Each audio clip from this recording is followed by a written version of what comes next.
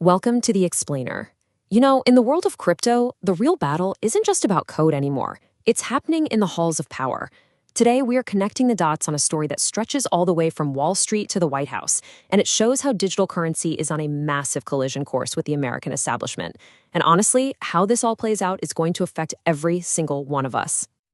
So on one extreme, you have this really deep-seated distrust, the idea that Bitcoin isn't some organic movement at all, but that it was actually created by the CIA. I mean, that speaks to a huge skepticism about who's really pulling the strings in this new financial world. And then you have the total opposite view, coming from the inside. The U.S. Treasury Secretary is out here talking about a new golden age for America. Now, this isn't just some generic feel-good optimism. It's a vision for the future, where digital assets aren't seen as some kind of threat, but as a key piece of America's economic power. And of course, there's the political battlefield. Whenever crypto comes up, the conversation it stops being about policy details. It becomes about loyalty, about a tax. This is way past a simple debate now. It's a full-blown political flashpoint. So how in the world do we connect these dots, right? You've got a CIA conspiracy theory over here, Wall Street optimism over there, and presidential politics right in the middle. It seems random, but trust me, there is a common thread, and that's exactly what we're going to unravel. Here's the thread. Crypto is not an outsider anymore. It is being dragged, sometimes kicking and screaming, right into the very heart of American finance and politics. This whole thing is happening incredibly fast. It's chaotic, and it's changing absolutely everything. So let's break down exactly how it's all going down. Okay, first things first, let's follow the money. We're going to start with Wall Street, where if you tune out all the noise and the debate, you'll see that major financial institutions are making some really big moves, and that signals a massive shift in how they're thinking. Just look at the two forces pushing an asset like Cardano forward. On one side, you have the old guard of finance, right? T. Rowe Price, ProShares, they're making it legit by adding it to their investment funds. But on the other side, you have the builders, the tech folks, pushing the actual technology with things like .ADA domains, which is basically a way to create unique, ownable identities on the blockchain. It's like a pincer movement of adoption. So when you see this dual momentum coming from both traditional finance and from the ground-up tech development, it raises a huge question. And not just for Cardano, but for the entire crypto space. Are we standing right on the edge of the next massive wave of adoption?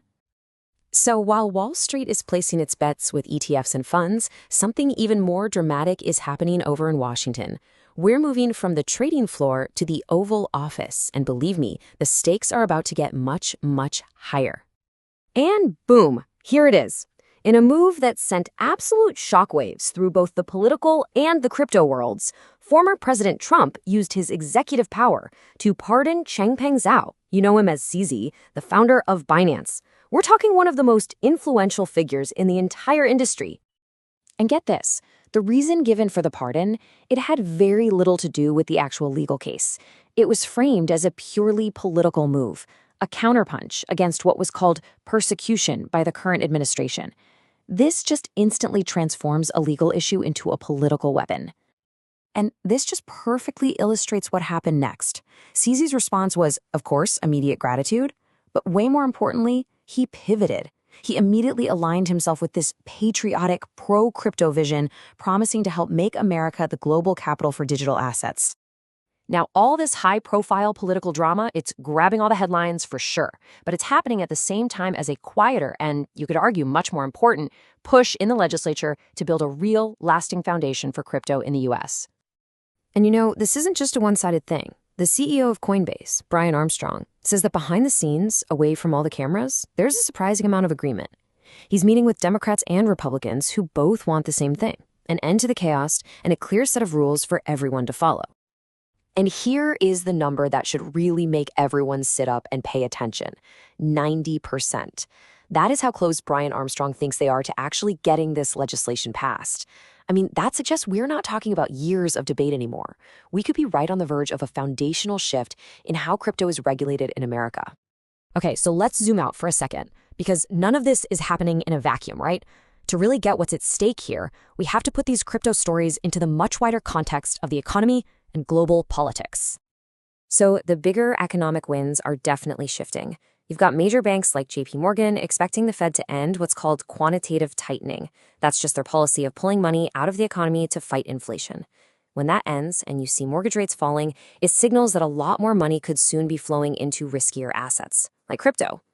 And at the exact same time, look what's happening on the global stage. You've got these high-stakes meetings with China being planned at both the presidential and treasury levels, all to talk about trade.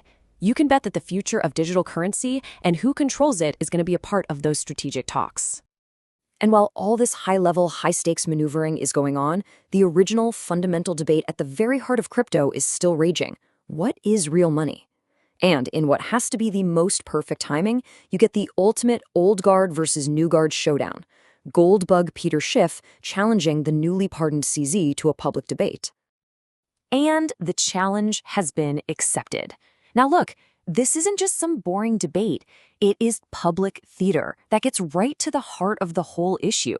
This clash between old school physical value and new school digital value is going to be broadcast for the entire world to see. So, here's the bottom line. Crypto is not some niche thing for outsiders anymore. It's being pulled right into the system, from Wall Street boardrooms to the White House. And that leaves us with the biggest, most important question of all. Is crypto just being tamed by the establishment? Or is this a Trojan horse, about to remake our entire idea of money and power from the inside out?